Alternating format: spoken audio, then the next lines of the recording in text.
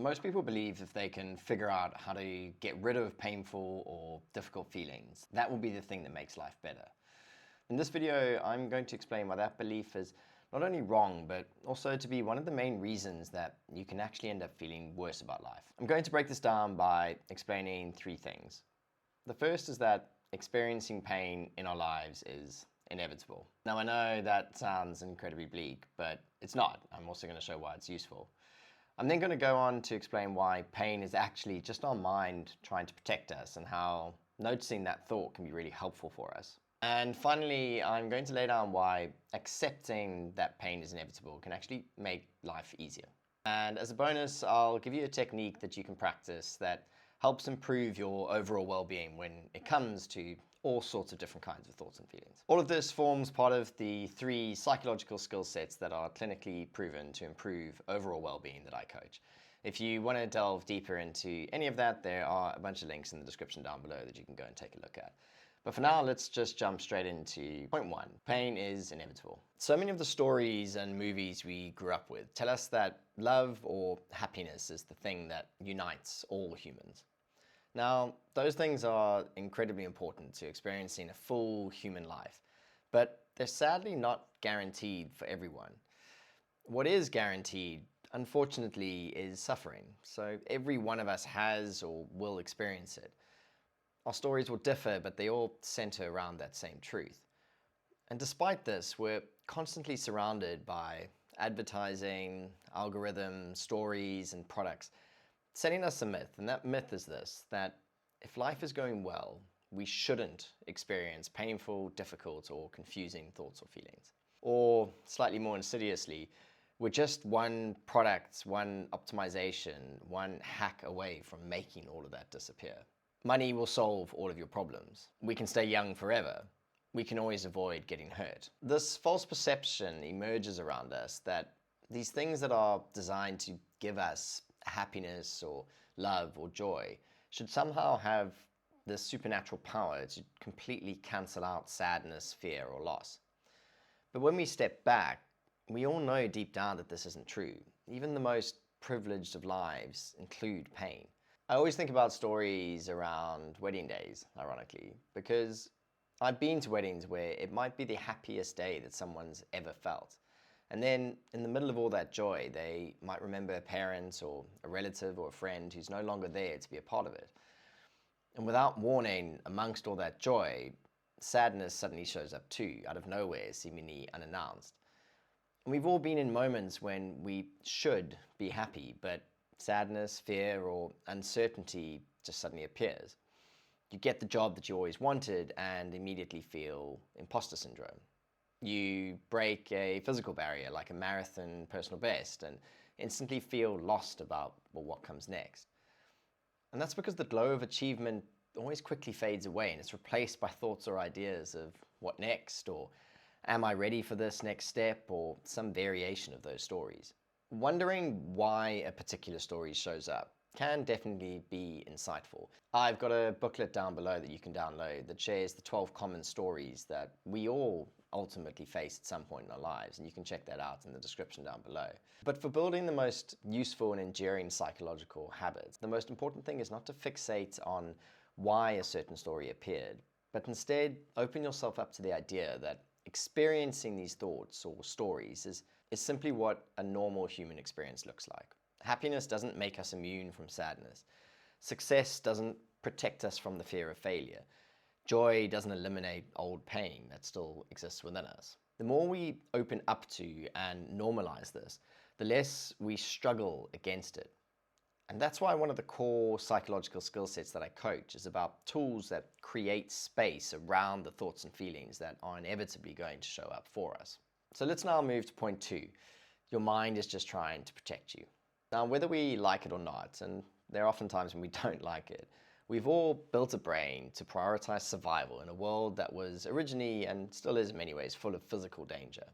Our ancient ancestors needed minds that constantly scanned for problems, and that habit kept them alive, and it's one that's still very much alive for us today. Our ancestors' minds were trained to go from hearing a noise or sensing movement or some sort of trigger that kicked the instinctive part of their brain into survival overdrive. And it would say things like, well, if I solve this problem, I may well stay alive longer. And it chose to prioritize that problem-solving aspect time and time again because it ultimately wants to just keep you alive. And we as modern day people can't switch this off. Our brains still believe that they must search for problems to keep us safe. It's the thing that our minds love doing most and constantly prioritizes. And that's why no matter what good things happen in our life, it doesn't take long before our mind starts to look for a new problem to solve, because that's what it's designed to do. And because it knows that we are particularly responsive to painful signals, it often chooses to throw those up because it knows it'll get our attention. Now, this can sound kind of bleak, but it shouldn't. Instead, we can use some of this knowledge about how our mind is just designed to try and protect us to help us to try to change how we see our difficult thoughts and feelings when they show up. So when that happens, instead of getting hooked by a thought or feeling, in other words, kind of getting lost in what it all means and judging yourself over it, we can choose to pause and recognize, as well as just normalize, this idea that my mind thinks I have a problem to solve here. Whatever's just happened and I've encountered, that's what my mind thinks needs to be done now. It needs to come up with a solution. And when we understand that this is pretty much what our mind is trying to do all the time, our job becomes a little bit simpler. And it's just simply about deciding whether that problem that our mind has conjured up actually needs solving, whether that be right now or later or at all. And this leads me on to point 3. When we accept that pain is inevitable, we can actually make our lives easier. A line I return to often is this one: there is as much living in a moment of pain as in a moment of joy. So when we accept that pain is woven into being human, we stop fighting reality. And that in itself frees up a huge amount of wasted effort. Let me give you an example of what this actually feels like. It's almost like holding out a weight out in front of you with outstretched arms like this. Go ahead and I want you to try this with me right now. It doesn't have to be a weight, it can just be anything really, even a piece of paper.